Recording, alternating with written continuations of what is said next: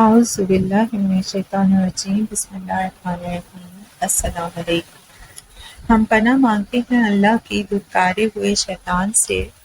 شروع اللہ کے نام کے ساتھ جو بہت بہت مہربان نہایت رحم کرنے والا ہے۔ ہمارا آج کا اسماء الحسنی ہے الباری۔ الباری کا معنی ہی وہی ہے جو الخالق کا ہے، یعنی پیدا کرنے والا۔ لیکن اگر دونوں اسماء کے ایک جیسے معنی ہوتے تو ان کے لیے الگ الگ الفاظ کیوں آتے؟ ان دونوں ناموں میں کیا فرق ہے؟ آئیے جاننے کی کوشش کرتے ہیں۔ باری کا لفظ نکلا ہے بے، رے اور الف سے، یعنی برا۔ کہتے ہیں تخلیق کرنے کو، پیدا کرنے کو، کچھ بنانے کو۔ برا کے معنی کسی کو چھوڑ دینا یا اس سے لا تعلق اختیار کرنا۔ اردو میں ہم کہتے ہیں کہ فلاں اس سے بری زماں ہو گیا۔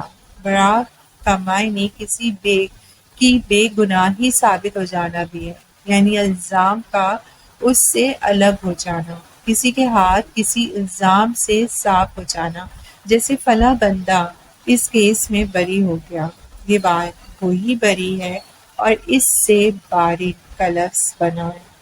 برا کے ایک معنی شفا دینا یا علاج کرنا بھی ہے، کیونکہ جو علاج کرتا ہے وہ دراصل مریض کے جسم سے بیماری کو دھو ڈالتا ہے۔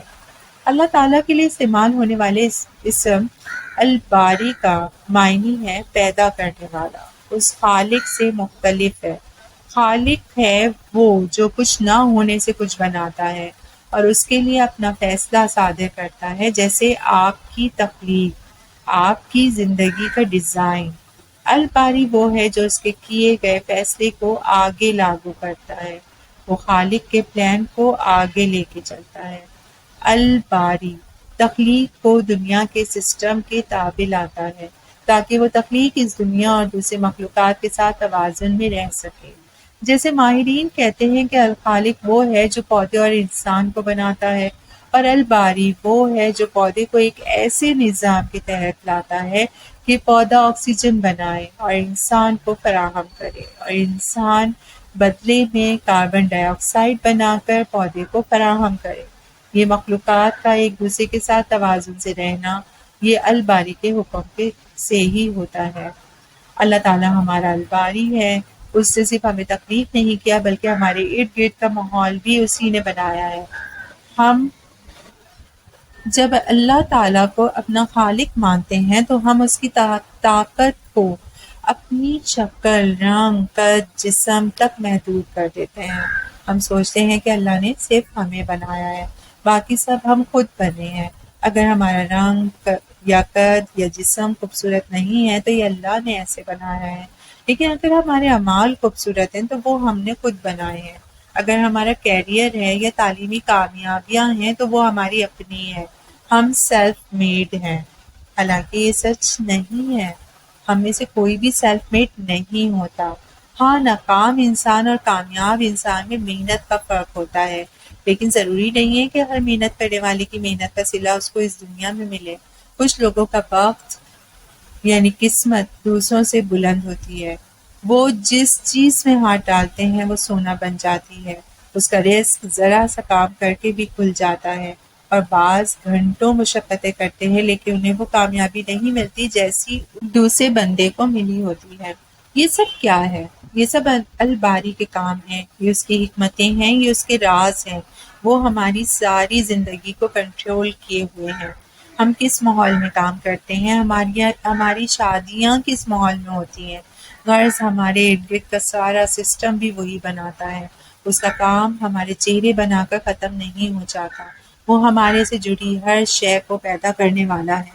مسائل کی ہر اس گرداب کو اس نے بنایا ہے جس میں ہم پھنسے ہوئے ہیں۔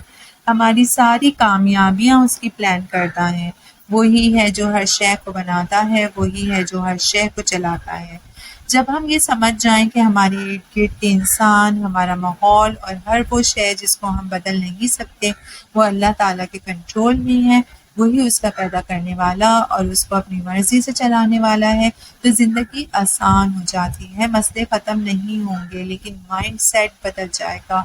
آپ کی ذات سر جھکانا سیکھ لے گی، کامیابیاں بھی اس کی دی ہوئی لگیں گی، اور ہر شکست کے پیچھے اس کا ہاتھ دکھائی دے گا۔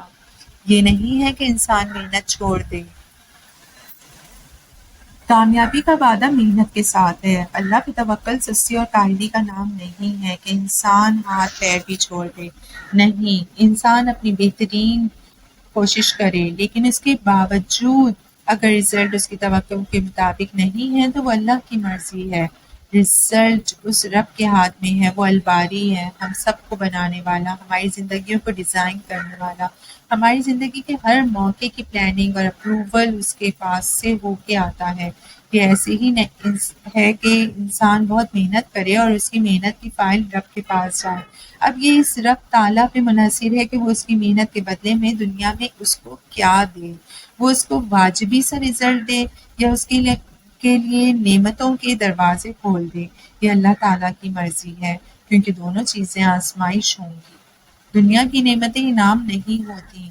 جس کا بغ بہت کھل جائے اور اس کو ہر شے نصیب ہو جائے، اس کی بھی آزمائش ہے۔ جو راشن کی لائن میں لگا ہے، اس کی بھی آزمائش ہے۔ نہ کسی کو انعام مل رہا ہے اور نہ کسی کو سزا۔ یہ اللہ کی حکمتیں ہیں، اس کے فیصلے۔ ہم نے بس اس کو الباری مان کے اس سے راضی رہنا سیکھنا ہے۔ شکریہ۔